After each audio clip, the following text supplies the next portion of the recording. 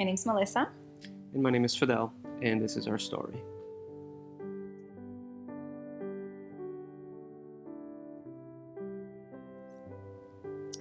About 4 years ago, I would say, I was sitting in a Sunday service during a baby dedication. And I always get super emotional during baby dedications. This one was different though. I felt so much pain while they were praying for this child and the parents. And God spoke to me at that moment. And He told me that it would be difficult for me and my husband to conceive, and that it wouldn't happen until He had changed Fidel's heart and made him the man that He wanted to be for our family. In 2011, we got the overwhelmingly exciting news that we were pregnant. And of course, I was so excited. But at the same time, I kind of thought, wow, could this be? I still felt that Fidel's heart hadn't been changed, at least to what I thought that it needed to be from, what God had put in my heart originally. But, I thought, well, there's still 8 months. God can do a lot in 8 months. And, the other thought that came to mind was maybe I didn't really hear God's voice. Maybe I made it up in my head. I guess only time would tell. About 7 weeks into the pregnancy, we went to our first sonogram. Excited, overwhelmed with joy. I can't even begin to explain how nervous we also were at the time, because this was a first for everything for the both of us. And very quickly after we arrived at the clinic where they were going to be performing the sonogram, that excitement came to a screeching halt. After a few minutes of them searching for a heartbeat, the nurse left the room abruptly and said that she was going to get the doctor. And moments later, the doctor came in, really very little emotion on his face. His demeanor said it all.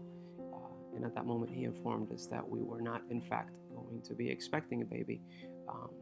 The embryo had stopped developing a couple of weeks prior. And very soon, we were going to be experiencing a miscarriage. To get that news for any woman is horrible. I think I cried for 3 days straight. And I really felt that the pain, like, oh my gosh, this pain, is it ever gonna go away? At one point though, I thought, wow, God did say it was gonna be difficult. So in a way, God gave me peace that He was preparing me for it throughout, these years, throughout this time. And, as time went by and we continued to try to get pregnant and it wasn't happening, all those months of taking pregnancy tests and the disappointment, it was always it was a weird thing, because it was almost like reassuring me that God had prepared me, and he told me because He loved us that much. He had a plan. We had our own plan, obviously, and we wanted what we wanted, but God wanted something else for us, and He was preparing us throughout that time. In October of that very same year, I made a public declaration, and I accepted Jesus Christ as my Lord and Savior. Just a nudge in my heart. I just, through seeking comfort through other means, I realized that it was empty. There was nothing comfortable about that place that I was at.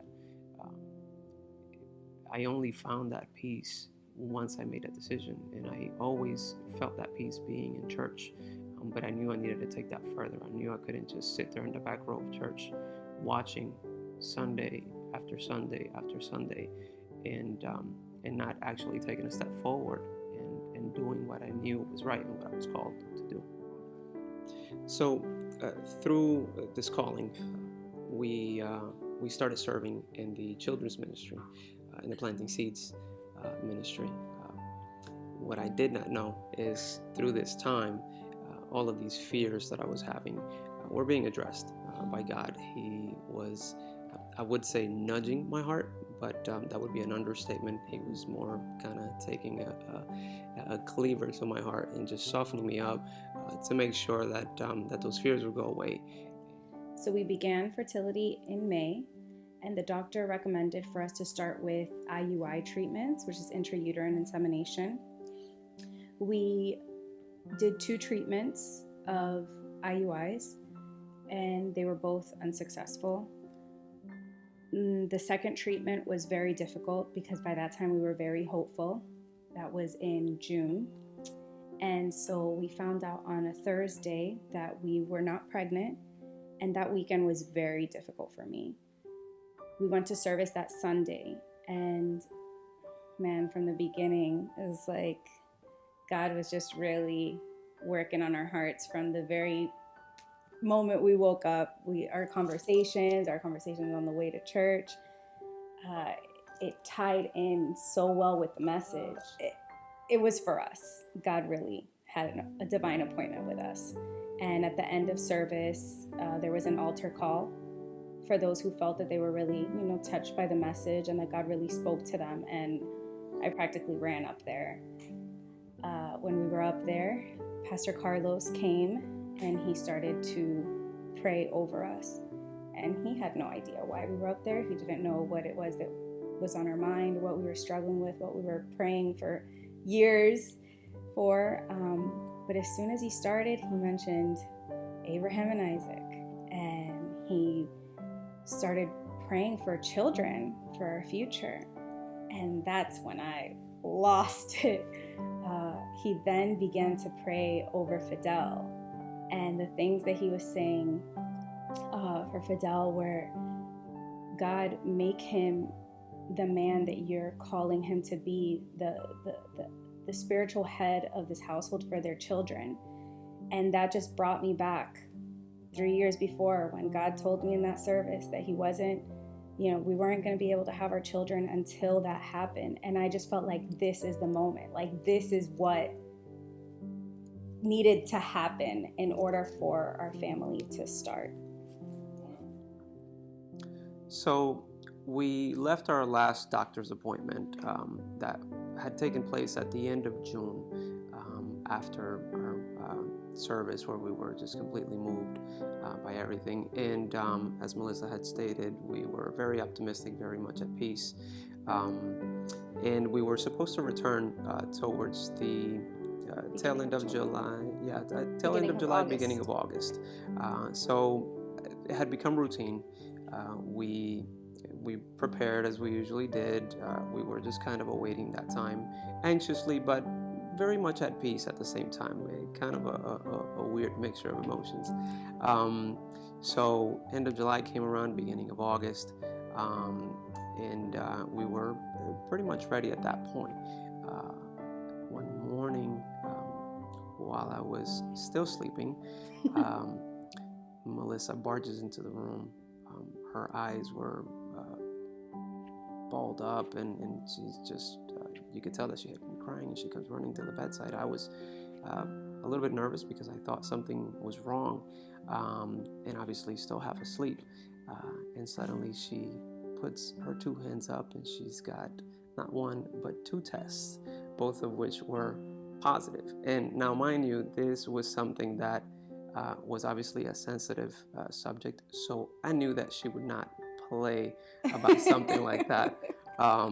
And she just started crying by my side in the bed, and we just hugged and just embraced each other and just cried and praised God the entire time, just thanking him, because at that moment we witnessed a miracle. It was miracle. His miracle, our miracle. Little Michaela, who is going to be with us in April of next year. A true miracle. Never had to go back to that doctor's appointment. So God did it all on his own. It was awesome. Having experienced what I've experienced through this journey, I would tell anyone that is asking God of something or really struggling at a point in their life with something, that God's plan is really better than whatever you have in mind. His plan is better. And knowing that He's in control of everything, He has power over everything, He can do anything, just really brings a lot of peace, and just rest in the assurance that He's almighty and He's sovereign and He wants the best for us. And His plan is definitely better than ours.